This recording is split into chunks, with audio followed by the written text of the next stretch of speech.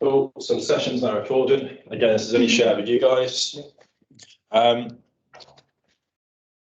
So I think we can all agree it's very interesting what Ed's gone through, and a massive challenge is what he achieved. And that'll help us now with Repatriation Unit 7.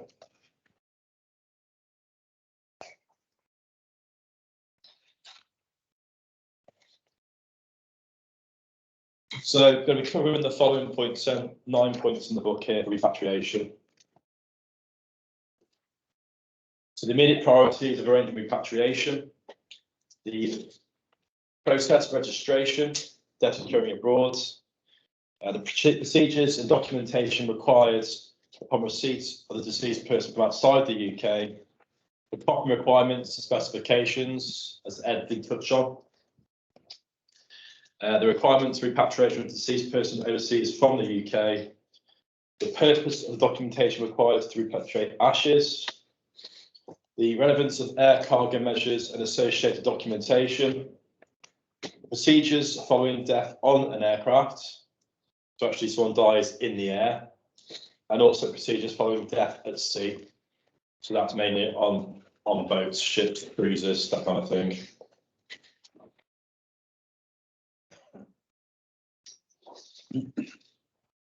So then outcome one then. I know some of you have carried out repatriations in your own companies. From the point of that initial death, what do you think are the immediate preparations to carry out? What are the immediate questions to ask the family? Because if you get a call through to say, I've got someone who's died abroad, I want to get back to the UK, what questions are you going to ask them straight away? Passed away. So location. Insurance. So that's a big question, is that how the costs to actually do this. And that's why a lot of the time, as Ed said, the embassy in Vietnam wanted to have the cremations take place in the UK and transferred them back. That is the most simple way to do it, and obviously UK outside, that is the easiest way to do it. I've had a lot more ashes repatriations than I have people, and I think it's because of that reason.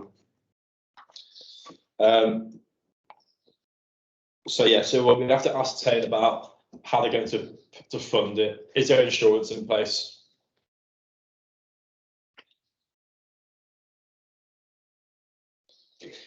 The NEFT have a number of repatriation firms as well. I don't think Ed is a supply member yet of the NEFT, but I'll have a chat to him afterwards.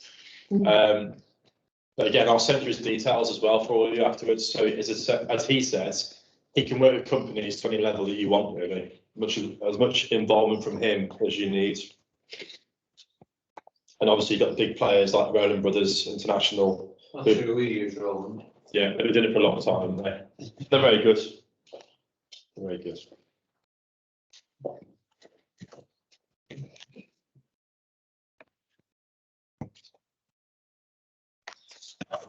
So registration then.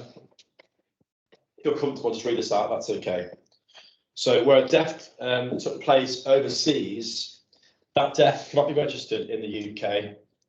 One of the reasons being that British consular mortuary staff are not permitted to record a clear medical cause of death on translation. A register of deaths of British subjects is kept at many British consulates, high commissions abroad. Registration is not compulsory, but the advantage of such registration are that a British form of death certificate is then available.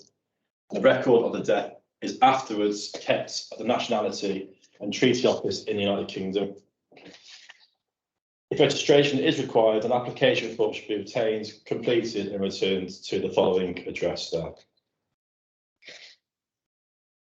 So that's registration process for deaths occurring abroad.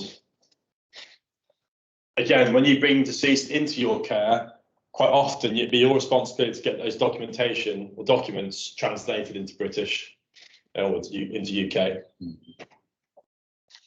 We've got companies, translators in this area who we send the documents to straight away. That's a private cost that we pay. Obviously, the family will pay us eventually. Roland Brothers, and I'm sure Ed have got people within straight away. I know Roland Brothers have representations all over the world, different offices all over the place to work with. So Selena, so there's a little opportunity there for you, Selena. Give Ed a call. Yeah, no, I know. Yeah, I have spoken to them actually because they've got an office in Joburg. So yeah, I have kind of sort of spoken, but yeah, it's more about the payment thing I'm looking at, because obviously I'm not here permanently forever, I don't think. Well, I don't know, it depends on my husband. But yeah, it's something I need to have a word. But I do want to speak to Ed, like we spoke about the other day. I think he came across really, really well, and I'm really interested that he can actually do the funeral directing part as well. So he's got a different view to Roland Brothers. Roland Brothers, I think, kind of, they just do that one part, don't they? Or am I wrong? They won't do the funeral aspect of it. It is specified repatriations. They do funerals as well as a company. The family do, but that side of the business is repatriations. But yeah, have a chat to. Yeah, no, I definitely we'll have that chat again at some point. But no, definitely, and I have got to reach out to Roland Brothers again, because I did speak to somebody when we were first coming over about it. But I just need to pull my finger out really and get it sorted. Good, exciting. So this goes then into activity 1. So with the help of your tutor, create 4 case studies based on your experience of repatriation of the following: the deceased repatriated into the UK, the deceased being repatriated overseas from the UK, include any challenges experienced that have to be overcome. So again, Ed's experience of the colour coding is a great example of problems encounters and how you overcame that problem. To go into further guidance then, so the predicate is the NEFD. The student should try and include repatriations to and from different countries. For example, repatriation from and to the US, from and to Europe repatriation, from and to Australia or New Zealand. Repatriation from and to Middle East countries if the student doesn't have any experience of the 4 repatriations. They should choose a specific region and discuss the challenges repatriating to and from that region. So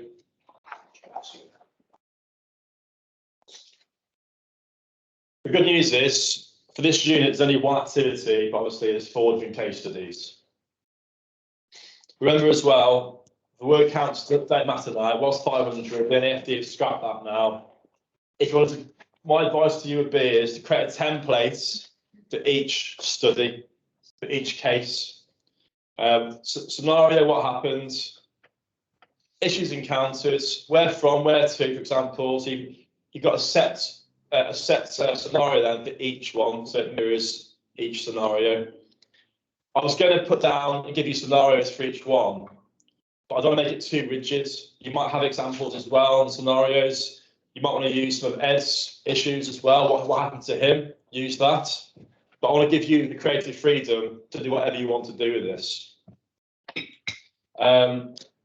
So case study 1 then, students should include an overview of their experience, a description of the events of repatriation, any challenges and the impacts on themselves, their company, or the clients and deceased are identified. So Ed's example is absolutely perfect. My advice would be to all of you, there's one straight away. You don't need to say it's your experience. An experience a company had to face was the following.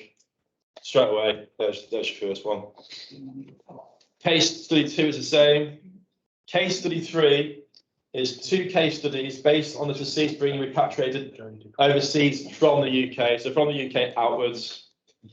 So case study 3 and 4 include any challenges experienced that had to be overcome. Again, don't panic, because we're going to go through the book now, which will go into this in more detail.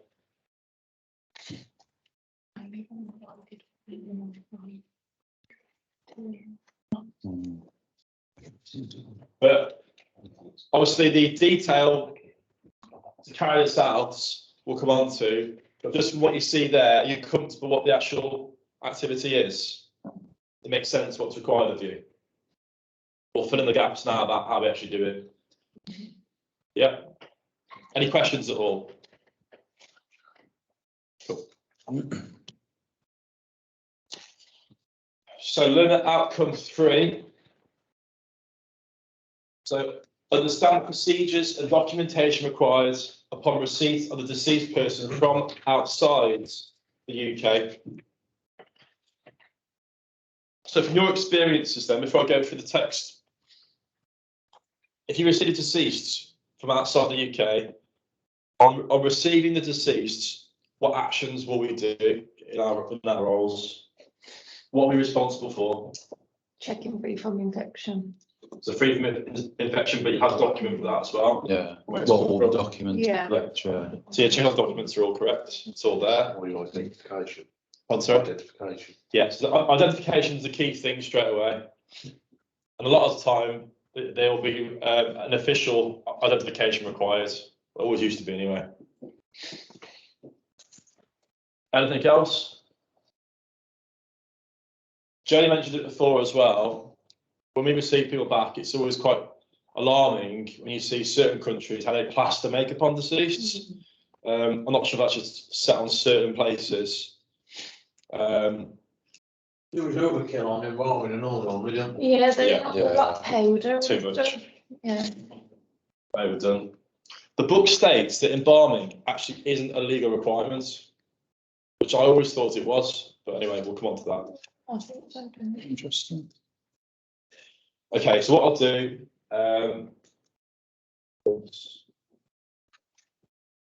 ID of the deceased must be carried out. If you're happy, I'll just read this out because it's quite detailed stuff. So I'll just read it out just so it's covered properly.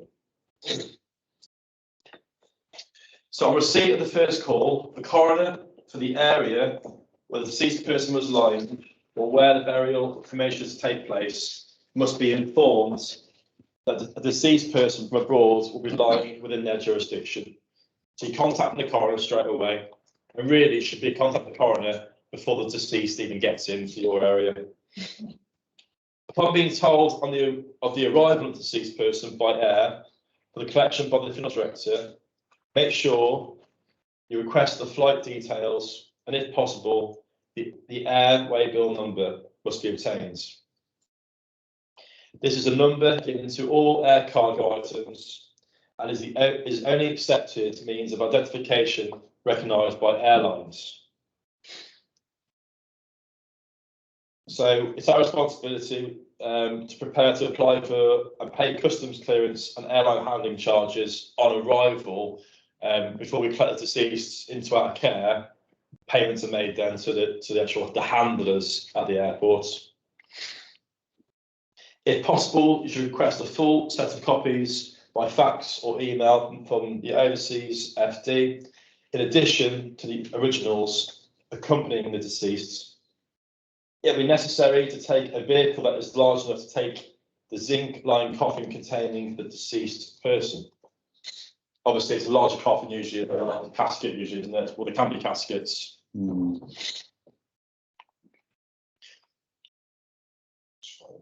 We had a case last year, you might have seen it on the news, a young couple, Christmas Eve, died in Australia. I didn't catch that. Could you try again? His watches are dangerous, aren't they? A young couple though, died in Australia. He's actually a friend of mine, he was. And a young couple, his parents proposed to her on Christmas Day. Did she take her life after he died? She committed suicide afterwards. What happened? He got hit, so he went out with his rugby. He played rugby, sportsman, played semi-professional football as well. He played. He went out with his rugby team for a Christmas night out. He didn't drink because he was so fit. He went out with all the chaps, got leathered, decided to go home early because he was so drunk. Got a taxi back home. Got out of the taxi. Taxi drove off, he fell on the floor, rolled into the road, and a Domino's pizza car hit him. So it was tragic for the driver, tragic for him. And then his partner, who was in the flat, literally a stone throw away, she could see all the police cars outside, what's going on. Went out there, and her partner's there. And then about 8 hours later, she was found after getting overdosed. So they came into our care here. We had to go in 2 ambulances down to Heathrow to collect, but we used 2 ambulances for that because just in case the space Yeah. didn't fit. But the family actually came down with us to follow us back. Yeah, that was tragic. Yeah. That was as well. Because I bet they looked like cargo too, didn't they? Not. The family weren't allowed to go into the actual cargo area. Yeah. We met them just outside and they followed us from there. I was they didn't see anything. I think, When we got back here though, about 3 in the morning, they did actually want to see straight away. Yeah, they had windows in, the coffins did, so that was quite yeah, tragic. Upon receipt of the deceased people or person and accompanying documentation, a check should be made to see if the documents are translated into English. If not, in many instances, they will have to be translated by a translation company, as I mentioned. Robert, got a hand up? Yeah, sorry, just what you're saying there, John. At Glasgow Airport, where the deceased come in here, there's no restriction on public access. So we've had it before where we've went in to get deceased that are coming in from overseas, and the family have came down, so they know what time they're arriving at, and they can literally come down and sit in the car park. But I've had it a few times, and it's quite distressing because, you know, the guy in the forklift will bring the coffin out basically all like on a pallet and load it into the back of the van like it's cargo. So it's not, you know, in Glasgow, it's not very well set up for that. It's the same down in Heathrow, Robert. The exact same procedure for those 2 young people. They used a forklift to put them that's it. Yeah, but like at Glasgow Airport, I could go in my car just now and drive down to the cargo area. There's no restrictions on public access, so the family can come down and sit in the car park and watch this happening. It's like Manchester, that is what I was in there before, yeah. It's quite surprising, isn't it, really? You'd have thought there'd be a bit more restriction on that. Yeah, especially at the areas where we go for the deceased, you think they'd maybe be a bit more sensitive there, or somewhere if we were doing that, we could maybe reverse inside the building or something. But the guys, as you'd imagine, the cargo handlers, it's just another piece of cargo for them. It's a shame, isn't it? Okay, so once that documentation's been received, then we know it's all in English, it's all fine, we can read it, it's all then sent straight to the coroner. Again, ideally, the coroner already has a lot of this information prior to the deceased coming into your care. If the death was sudden, unexpected, accidental, violence, well, there is no clear medical cause of death, the coroner will take jurisdiction and an inquest may be necessary, and the coroner's Form 3, Order for Burial, or Cremation Form 6 will be issued. In cases where a number of deceased people are being brought into England and Wales, for example, an air disaster, it is likely that the coroner at the port of entry will initiate the necessary inquiries. Okay, that's fine. In a situation where a coroner does not think it is necessary to order a post-mortem or to hold an inquest, attendance at registrar for the sub-districts where the burials take place is required to obtain a certificate of no liability to register. But only after the coroner has issued a letter to the registrar stating, I write to confirm that so far as I am concerned, the body of the above named person may be disposed of, and you may issue a certificate of no liability to register. So the coroner, either way, is given that approval to go ahead with registration. The certificate of no liability to register must be handed to the cemetery or burial authority prior to the funeral. So that overrides, that becomes your green form, it's your authority form, isn't it? Couple of notes here. A certificate of no liability to register is not required when the coroner has completed any of the sections of Cremation Form 6. So again, Cremation Form 6 overrides any other documentation for disposal of the deceased, and it is essential that the important remains of any deceased person be positively identified. So as we stated, that is vitally important.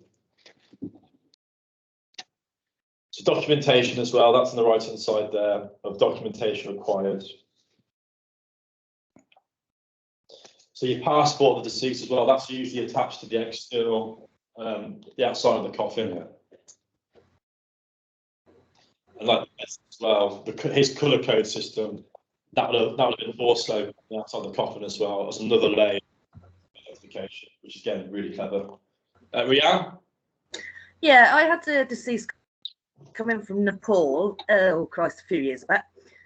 I couldn't physically identify him off his passport, so I phoned the coroners and the police, and they were like, oh, well, it'll be fine if you've got this stuff. I'm like, well, I'm not happy.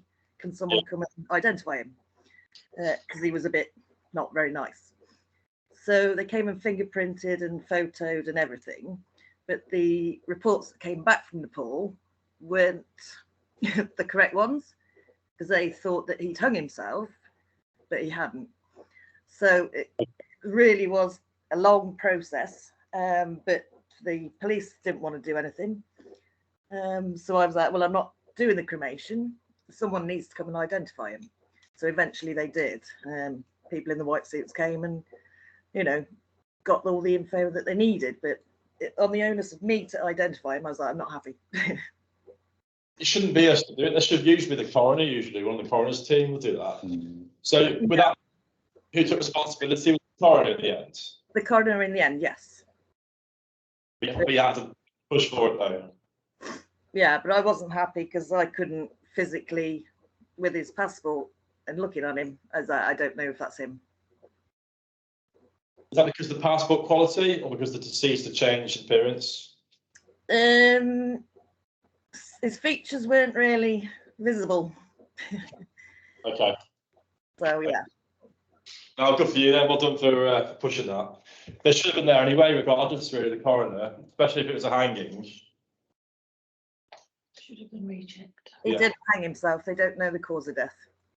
He had no ligature marks, but in the Nepal reports, it said that he had ligatures around the neck, this, that, and the other. But when he came, there was nothing. So they mixed up two reports. I think it's done. Is it incompetence? Like, which one is it? Sounds like incompetence. A bit of both, perhaps. I don't know. Yeah, and Nepal obviously is not very Yeah, that's interesting. Quite concerning as well. Yeah. So, looking at Outcome 3 then, we've gone through the procedures there. For Scotland, the main difference is the documentation then. And you've also got the DCRS, who will the Death Certification Review Service, not scheme. So before burial and cremation can take place back in Scotland, an application must be submitted to the DCRS, which is part of the Healthcare Improvement Scotland, together with the certified copies of death certificates, passports, and, if appropriate, the application for cremation. That's interesting then. So application forms then, Robert, will be done at that point. Upon being told of the arrival of the deceased person by air, yeah, that's the same that as well. Incline coffin, yeah.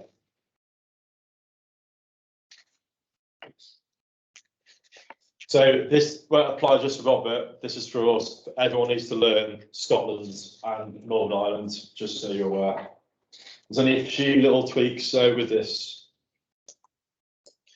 Robert, from your experience up there, is there anything else that isn't in the book, which is quite useful to know?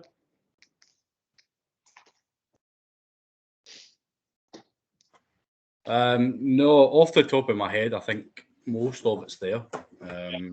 All three are very similar.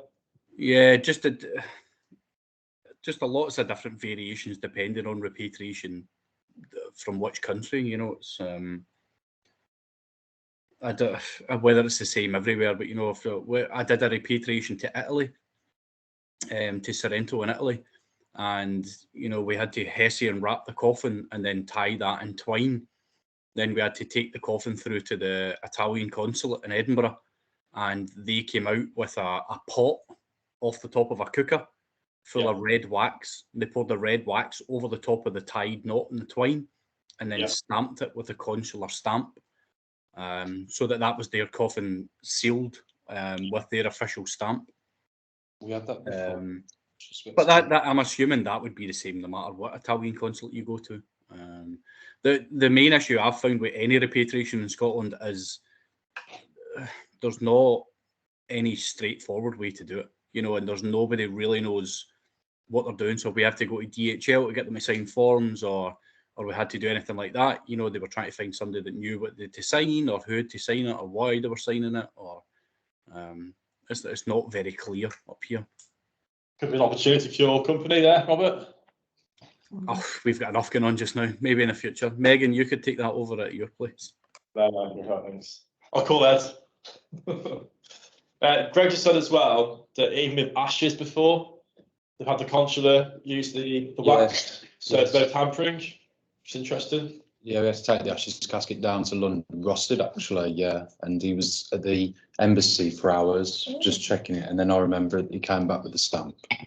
And then we repatriated it from Birmingham Airport, I think, if I remember right. It was a few years Where's ago. it going to? I think that was Naples as well, Sorrento, yeah. Yeah, one of the main things I found as well, just with education wise, if you want, is there's very little people know how to properly Hessian wrap a coffin, because when it's Hessian wrapped, it then the Hessian needs to be stitched shut properly, which can be quite a task in itself. So yeah, it's not really a common thing that, or not many people knew how to do it, apart from me. Yeah, interesting. Okay. Any other queries on that part of the unit? Questions? No. Okay. So the coffin requirements then. If burial is requested, the grave should not be prepared until dimensions and shape of the coffin have been determined. Good point, it's obvious. Where cremation is requested, the coffin must not be zinc lines and must be of a size suitable to enter the cremator. I think it's better to say a lot of the times, well, for ourselves here, we don't often use the same coffin majority of the times. The majority of coffins and caskets when deceased are finished with a lacquer, and therefore it may be necessary to recoffin the deceased person, okay, in a coffin or casket acceptable to the Environmental Protection Act 1990. To your experiences, do you often use the same coffin? No. Only ever once, I got a stamp on, and we were allowed to use it, and we got to the creme and she turned it down. Really? Yeah, because she didn't trust it at all. Yeah. Didn't trust the coffin? No. So we had to go in the back, quick, go back to work and bring them back Really? and do a transfer in the back. Well, the people at the service? The people at the service, yeah, she allowed it in, but we had to Oh, go in the okay. back. Oh, so the family didn't actually, wasn't aware. So we didn't think we'd had that to tell them, because it's only to be transparent, did you really? So the service took place with the coffin there? Then we went through the back. Yeah. Then we went back with another coffin and transferred. What's that? Stress. Yeah, very much so. She just didn't like it because you come from Bulgaria. This is the trouble with. Didn't trust it, didn't trust it. I'm sure we've had coffins back and we've used it. I'm sure I did one for a day, for a burial, I'm sure I did, yeah. You went down and asked me. I think the coffin was actually. Well, just have a look back. I'm sure it was in the family style. We're in the back. Keep it. Yeah, they had the only three. I was just saying, John, I kept a coffin once from repatriation for a burial because the family liked it so much. Oh, really? Yeah, we've done that for a family that have a tremendous amount of money, but it's rather not have to get if it suits them. Keep it stocked. Something that suits them. Yeah, makes sense. Okay. So, coffin specifications, we're all comfortable with that. Straightforward. So, learn outcome 5. So, the requirement for repatriation of deceased person to overseas from the UK. So, we're going to take the person from the UK outside.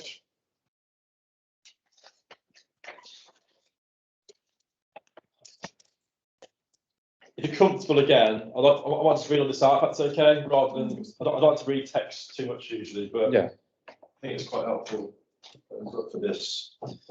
So actions be taken then. On receipt of the first call, the coroner meant for the area in which the deceased person lies must be notified. Okay, that's fine. The body of the deceased person must not be removed from any place in the Wales. Can we cover that? Covered that.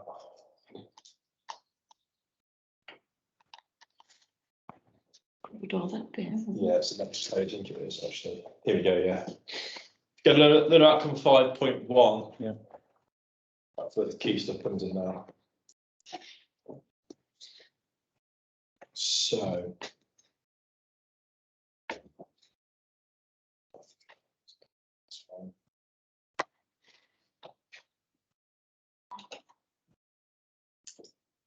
Documentation is all shown there. Here we go. So due to the distance involved, majority of deceased persons are shipped by air. The airline chosen will need to be contacted to ascertain their particular requirements as to packing, embalming, size, weight, documents, and payments. So packing now, whether there is a need for the provision of zinc lines, CAD seal, as Ed mentioned, that new type of zinc lines, and whether the coffin should be crated or wrapped in SEM. Some carriers now insist on bull wrapping or cardboard packing of the coffin caskets. Embalming, the importance of embalming, all cases must be stressed. So again, there is in here it does state that not all countries require embalming, which again surprised me, but saying here it is. Although not universally requested, the extra time required to complete all the arrangements necessary and to avoid unpleasant conditions during transit and arrival at destination is the responsibility of the funeral directors. So it's not just because of the transit and unpleasant conditions, it's also for health purposes. Size and weight, the packed coffin casket size weight must be checked to ensure that this is acceptable, particularly if there is to be an onward transmission by a smaller aircraft later in the journey. So that's a good point, actually. Some idea of the appropriate weight of the consignment may be needed when making your initial booking. Documents. The original documents will be handed to the airline to accompany the coffin in flight manifests. The FD will retain a copy of all documentation forwarded, and a second set of copies must be firmly fixed to the outside of the packed coffin to ensure that in the event of the originals being mislaid, the identity and destination will stay known. I think as well, it also helps with handlers knowing actually what it is. That's the idea as well, isn't it, really? A bit more care taken, you'd hope. Yeah. Payments will need to be made on arrival at the airport.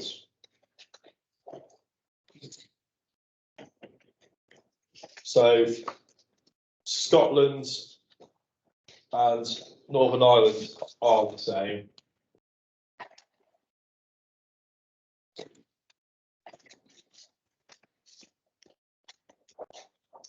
Yeah, all the same. The freedom from infection certificate showing cause of death and a declaration from the doctor stating that as far as sanitary regulations are concerned, there is nothing to prevent the body from being exported. And also certificate of embalming. Although this isn't always required, most countries will require this as a standard procedure. And what we've always done in the past is get the embalmer to sign that as well to say it's been done. So they take responsibility. Does Kimberly do that? Does she? Yeah, you have to put your everybody will run there. Do you? You have to be qualified to do it. Oh, there you go. That's good.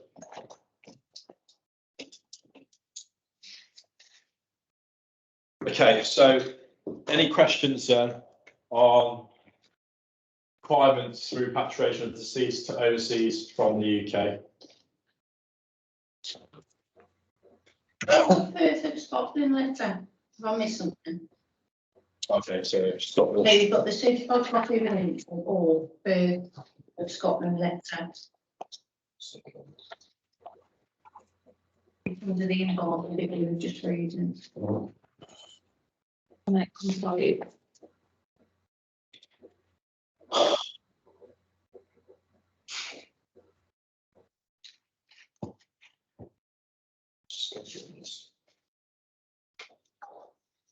Okay, so documentation required for Scotland. Freedom of infection. So that was Northern Ireland. I read before. Oh, sorry. Yeah, so Scotland then. So Northern Ireland and England and Wales are the same. Scotland, Sticking the embalming, that's correct. Deceased passport, that's normal. A certified copy of an entry of further Scotland letter, that is your registration.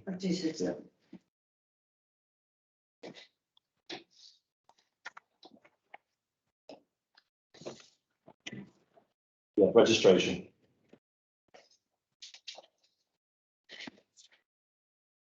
Rhiannon, hand up. Might be a silly question. Do the coffins get scanned or like go through X-ray machines to make sure there's nothing in there other than deceased? They should do, yes, they should do. Again, I think it will depend on what country you're going into. But yeah, the coffins are scanned. I know they're on UK, but again, other sides. Something, let's say, for countries to allow surely a pretty connection period and like Christians, surely they have to live up to some kind of standards of security.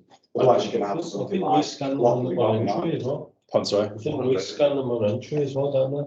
We Anything coming into the we country. will. But other countries, though, you know, You can end up with like a locker incident, because that was from Libya. it's a good point to be fair. And then it goes over our airspace, we're going towards America, and then it crashed over the lock because of the bomb. Yeah. Yeah, it's a good question, Rhiannon. I know it's the UK it ties on it, but a place like the US, but some countries, I don't know is the answer. I don't know what other countries do. But I think we all know that some countries just aren't too fussed, are they? Places like, you know, Afghanistan, and as Ed said, some places where the deceased are flying into, the family just sort out themselves. There's no sort of official funeral. So I suppose it's like that in island countries as well. Yeah. Unless you've got a member of the embassy at these places, I suppose that's the way to do it. So I suppose you've got a British embassy in places like Afghanistan, so they could actually take responsibility if it's flying into the UK, potentially. I don't know the answer to that. That's what I'd say, though. That's where to protect it, isn't it? You've got representation from this country externally to check before it comes in here for our security. You'd hope that. Robert? Aye, sorry, John. I just was reading something about. Did somebody ask what the Further Scotland letter was? Certified copy. Yeah. Yeah. So our understanding of it is when we do a cremation in Scotland for anybody that's been reported to the Procurator Fiscal for a post-mortem, we need to submit an E1 request to the Procurator Fiscal, which is basically just the Procurator Fiscal giving you permission to cremate that body, and there's no further investigation. The Further Scotland report or certificate is basically the same thing, but for deceased being sent abroad. So it's just that it's an E1 permission from the Fiscal giving permission to cremate the body.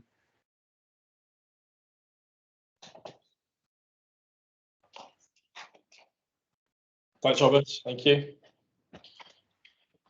So do you have any other queries or questions then with this? Between the three countries again, though, England, Wales, Northern Ireland, Scotland, there's not much difference again in the procedures.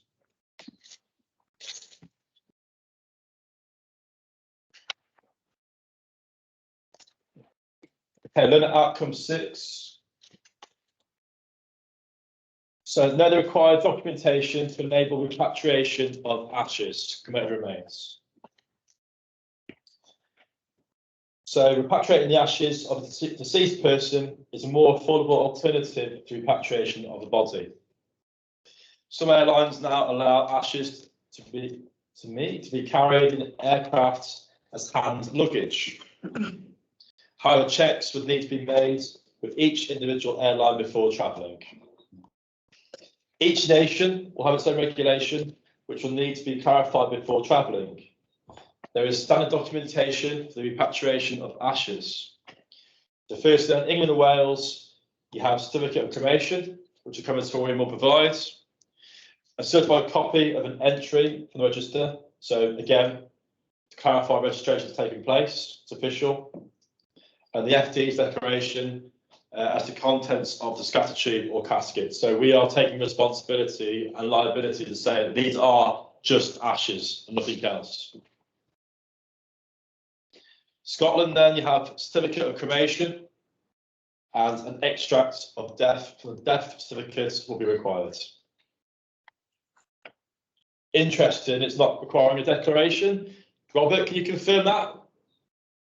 Yeah, that's true, John. But 99% of the funeral directors I know, including myself, we will still give a funeral director's declaration because it just saves any hassle. I thought we might do that, yeah. And Northern Ireland, certificate of cremation, a certified copy of an entry from the registrar, and FD's declaration. So again, that's the same as England and Wales. And again, Scotland actually is the same as well. As Robert stated, they're still doing it anyway. The container, I have known families who take ashes back in a scatter box, like a cardboard box. So it doesn't have to be solid material. Obviously, if they're going in the actual cargo, it's best that it is more of a solid material. But hand luggage wise, scatter tubes. Yeah, 1 or 2 scatter tubes, small ones. Yeah. Another one paper, but do they check them at the airport? You'd have to go through the scanner. Scanner, yeah. There could be anything in there. No, do they? Are we signing to say that? Because what if we sign to say? Would it You've got to use layout. tampered with? You could do that, you have to put some kind of tamper-proof seal, it's very solid. You'd have to seal it, that's all. All I've signed, those letters, Yeah. and just gone, hang on. There you go. Yeah, Could what- really be anything. Our letter states at the time of handing it over to the family, that's what we do, you know. So if they do that, Yeah, out to our I hands. did not put cocaine in there. Rianne?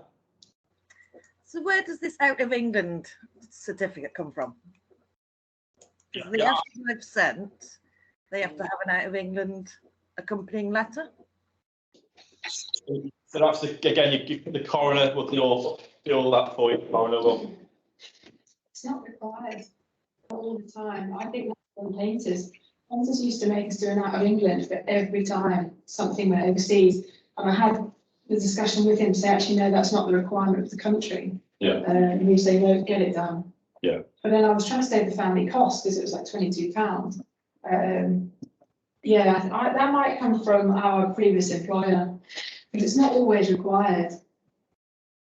That's what I reckon. What places don't require it? Well, so for instance, Italy, when I said that cremation went to Italy, they didn't need an out of England. Yeah, they wanted a declaration. For ashes? Yeah, they didn't, yeah. So you did it for ashes? Oh, yeah, so that's what I'm saying. Oh, sorry, Rianne, I wasn't aware you were regarding it in connection with cremated remains. Yeah, yeah. So you don't need it for ashes? No, and I think previous employers, Yeah. he made us do it all the time. I was like, you don't need to do it. Look, here's the consulate, this is what they want. So it was like declaration, it was, cremation certificates on, and then he would make us then do an out of England, which is a bit silly. It's ashes. Yeah. For ashes, yeah. I might be wrong, but I don't know if I couldn't require. I don't know anyone where it does require it for ashes. No, I can't think. Well, I don't get that because the out of England is saying the body, but Exactly right. Yeah, you're exactly right. So how can they issue one then? It's weird. Yeah, so that was kind of this history as well. So they would say, do you need it out of England? I'd say no. What, for ashes? Yes. Oh, there you go. Yeah. And I would say, no, you don't need it for ashes. And they're like, are you sure? Yeah. It's just Shrewsbury. An out of Shrewsbury form, it should be called that. Yeah. But no, yeah, for ashes, you don't need it for ashes. That's my understanding. I've never seen it anywhere. No. To say No, that you do. you're right. And that's what I questioned with him. And I imagine that's where we are. Craig, same as you? I Yeah. automatically assumed that you were talking about deceased. That's what I. And then you said ashes, I was like, oh, Yeah. I've never ever. No. Yeah, no, you're absolutely right. And that's what I was trying to, Well, I think it's I was trying to re-educate. I was trying to re-educate, been in the business for years. I was like, no, you can do that. I was like, you don't. No. Okay. So yeah, that answers the question, Rianne. For ashes, you're not required to do it. It's not a requirement.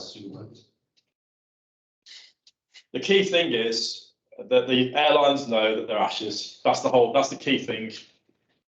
They're not a threat. There's not a risk of infection. It's not a risk of unhygienic practice going on. It's just to ensure that these are ashes of that person. Simple as that. Selena?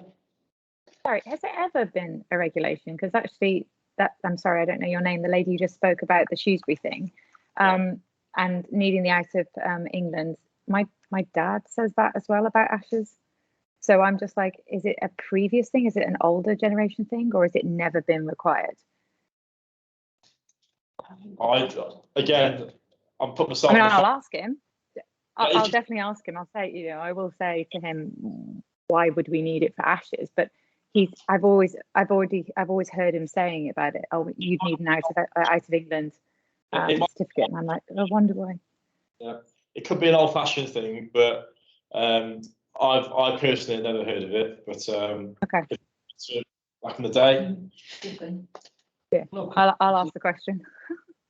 Sorry, I'm not confused with funeral director's declaration, are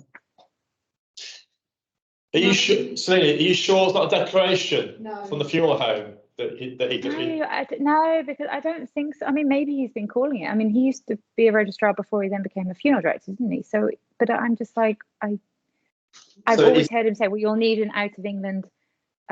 He always used to say an out of England letter, actually, maybe he used to say an out of England letter, which then would be the funeral director's declaration of what's in the ashes container, wouldn't it? So, yes. You know what? I'll just ask him. Yeah. But I've done multiple ashes abroad. It's never been required. No. See, I suppose we haven't too much. We haven't sent them ourselves much. We've more sent them. The family have taken things. So, and I know Dad's done letters to say, and I assumed when he kept saying, I need an out of England, letter, I always heard it as that. So he would always write the letter. But then maybe he's talking about him writing a declaration of what is in that casket rather than. If it's your dad writing the letter, that's a declaration. If the crematorium at M Street at Shrewsbury are asking your dad, they're going abroad, you're going to need this, that's what might have actually influenced your dad believing it's required. I didn't ask for it. So when they were on the paperwork and everything, they got sight of saying it was going to go abroad and everything, or we were chatting as we were the booking, and then the guys had always said, you need out of England? No, I don't need one. And then when it came to doing the funeral the day before, or checking out the funeral and making sure that everything was in place, they would say to me, you've not done the out of England because you had to write it down. I said, no, I don't need one. So the question would be a very, very small amount of ashes. A very, very small amount of ashes to go and do an out of England for that, or let's say a ring. It's not required. It was just something that he insisted. Same principle. An ashes. Let's say I put some ashes into my ring. It's the same principle, really. No, it wasn't. You just simply don't. I'm going a bit too far there, probably, but a small amount. Maybe it's just M Street. Maybe it's just M Street just being a bit OTT. Maybe, I don't know. I'll find out from Dad where it came from his side, and it may have come from M Street. Maybe something that's been said a few times. It may have influenced this, but it's actually it's not quite as strong. Yeah, I don't need it. Okay, cool. Thank you. Interesting. Okay, so that's cleared up. All comfortable with that? Straightforward. Containers, hand luggage, straightforward.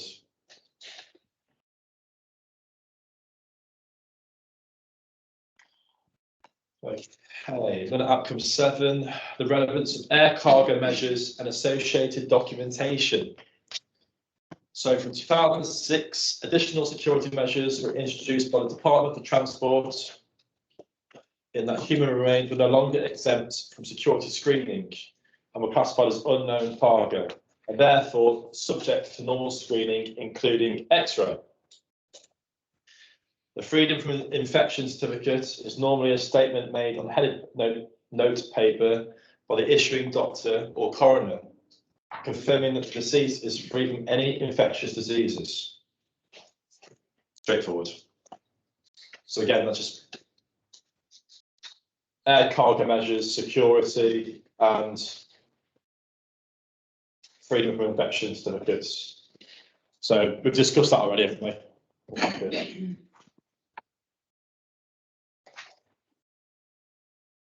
Look at outcome 8. Procedures following death on an aircraft. When a death occurs on board an aircraft, the principle is that the appropriate registration authority is the country registration of the aircraft is notified, as well as the police authorities at the next landing stop.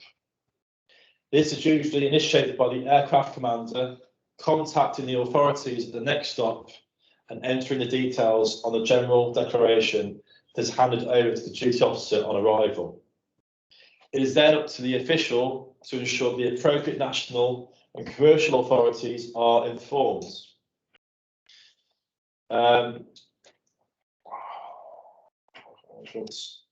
As far as the FD in the UK are concerned, on receiving notification of such a death, the normal procedure for repatriation according to the law of the country where the body is removed and from the aircraft should be followed.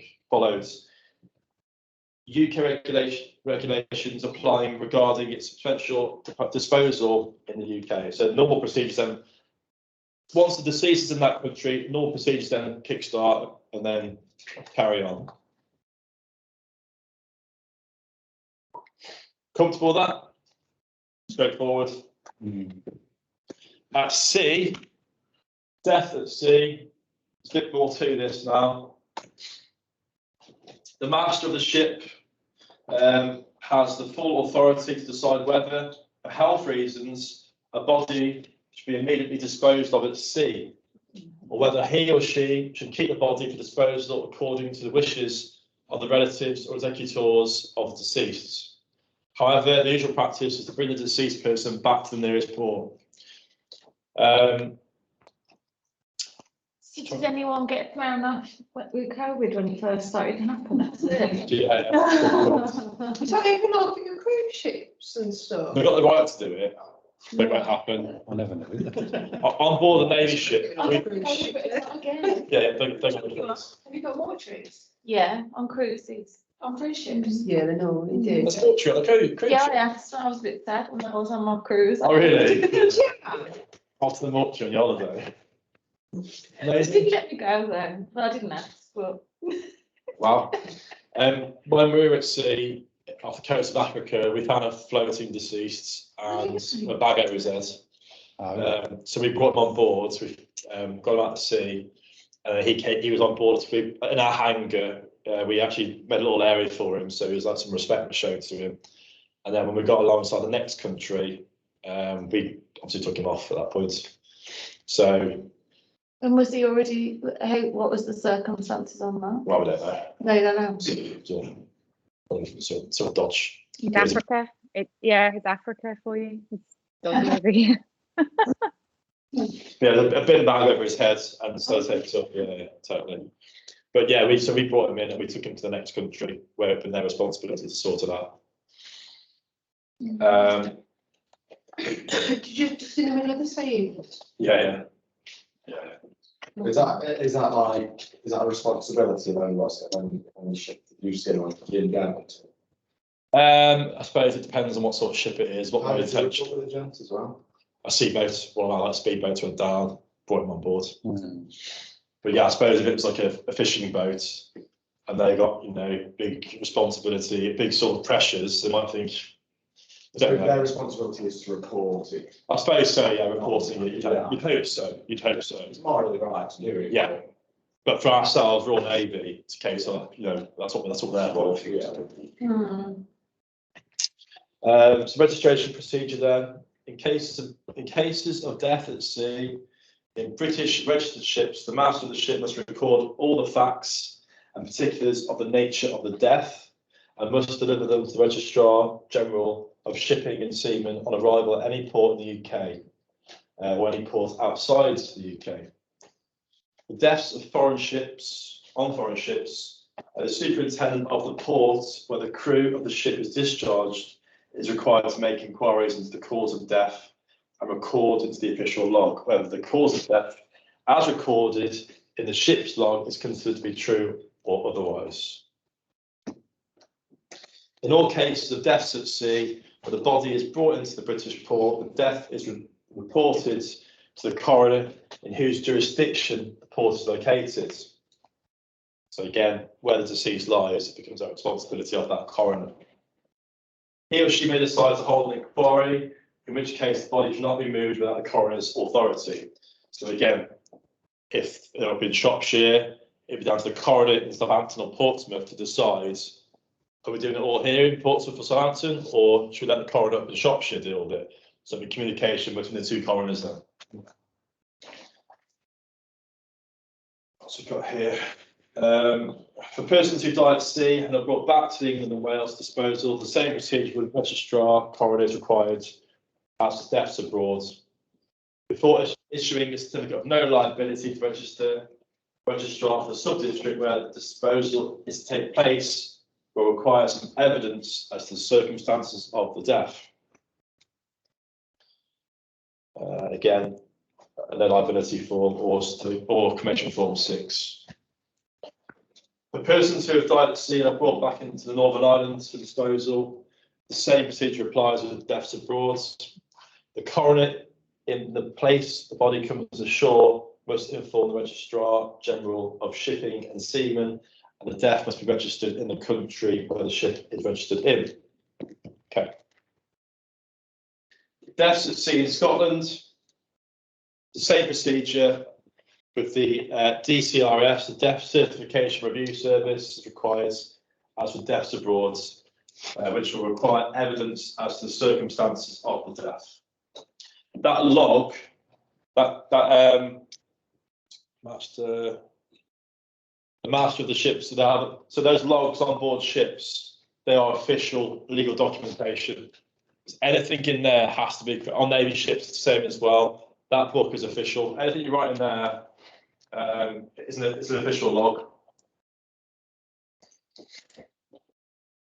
And that's what the authorities will use in checking the cause of death, that log. So any questions regarding procedures following death at sea? I think Laura's question about, so even though it states you're allowed to do that, I suppose that's put in place as literally you're in serious trouble, or there is someone with serious infectious disease on board a ship. They did it with COVID though, because they wouldn't even let people off the ship, would they? And They all did it with COVID. It happened in I think it was in China, Japan, or somewhere. That guy was on BBC News every morning. But all they did was just they closed the whole ship down. Right. So basically saying you're going to get it, but we're containing you out there. Robert? Yeah, sorry, we had that in Glasgow at the docks. There was three ships had tried to dock in Peru, I think it was, but they refused them entry. So they were kind of sitting in the ocean for a bit, and then for some reason, I don't know why, but they were told they could come and dock in Scotland. So they came and docked in Glasgow, and then all the passengers then went to Glasgow Airport and flew back to their own countries. But those ships were literally sitting next to the main police mortuary in Glasgow, the Queen Elizabeth. They were sitting there for about 18 months, literally just sitting in that dock for 18 months. Yeah. Nobody allowed on, nobody allowed off. So the people, so two questions. I'm guessing the people were on those ships. They weren't waiting on. Yeah, so there was people on the ships that were, I don't know if they were going to Peru on a cruise or what the script was, why they were on. It was cruise ships. But then the Peruvian government or the South American government refused to allow these ships to dock in Peru. Now, I think there was some cases of COVID on the ships, so this is the reason why they weren't allowing them to dock. So these ships were, for a time, sort of, they had nowhere to go, nowhere would allow them to dock. Now, I'm not sure why it was allowed in Glasgow. I don't know whether because where they docked at the King George V docks is literally 5 minutes from Glasgow Airport. So I don't know whether that was a reason, because they could then get them in there, get them off the ships and then get them back out the country, or I don't know. But those ships literally for about 8, because they became a little bit of a tourist attraction in Glasgow with people going to see these big fancy cruise ships. Again, though, I know hindsight's but if you just contain those ships, kept all the COVID out at sea on those boats, all we did was just speed it. They were coming off those boats, going all over the world, and COVID was just passing again, wasn't it? Really? Yeah. Yeah, it was a strange circumstance. I don't know. They just it was a bit of a weird setup. I think I'm not sure why they went or they came from sort of South America to Glasgow to dock. Okay. I was talking to someone the other day, and her granddaughter, that she's in the HLAs, and I think she's a baby recently. She'd been stuck on the coast of Australia, and they haven't been allowed to dock. Yeah. They were just waiting until they've been waiting for some time. Yeah. A lot of the cruise ships now, they've been stopping entry, haven't they, in the Caribbean? And won't let them go to port. It makes sense, really. No, not with COVID, just because they don't want other people coming on, so they're losing that money. Oh, really? Yeah. It must be COVID related, though, surely. Just that Because, threat yeah, to bringing stuff because on. of America, some of the American embassy won't let them on because of COVID in America, not because of the islands. Okay. Yeah. Interesting. Oh, interesting. Okay, so that is Unit 7 complete. Reflection areas there to think about. And you've got the activity 1 to do, the Unit 7, which has 4 activities within, 4 case studies. Be creative with that. You've got Ed's scenario as well. I would suggest to use that as one of your scenarios. I was just saying, I've only got one experience, and obviously, nature names, that sort of thing. Yeah, so 2 people, don't do ashes. I was going to ask that. I wasn't Yeah. sure whether we can do ashes or it's got to be Just just body. do actual deceased people rather than ashes. Experience. So that's fine then. So all you put down there with no experience is put down a case study 1. If we were to repatriate to Australia, the following is what I would do. These are the areas I'd look out for I might have problems with. This is what I'll do to overcome those problems. I do that 4 times, different places. I said one of them, use Ed's scenario. What I was going to do, I don't know if it is allowed, a very good friend of mine owns funeral directors, and he does a lot of so I was going to ring and get examples. Yes. Can we do that, or? Of course you can. So speak, it's, if you've got no experience, if you've got 4 case studies of your own experience, you've got to give you scenarios. So you just put down scenario 1. You don't need to go into detail about your friend and all that sort of stuff, but what happens, if there are any problems, what you did to overcome those problems. That's the key thing here, how you overcame any issues. Yeah, I think it would. Yeah. What documentation? So have a little sub area within each case study. Documentation used, bullet points, problems encountered, bullet points, how they overcame the problems, bullet points. And use that template then 4 times. Use military. Use military. Advanced coverage documentation. We had loads of details. I mean, you could use it with military one. Because they use civil. Yeah, that's fine. That's fine. And then I think it was. That's fine. Steve, and I think the lads. When you put the military one in there, it'd be really interesting actually. Even with one part of crests. Documentation. It should follow documentation. Oh, yeah. The Air Force 1. It's about every wave coffins.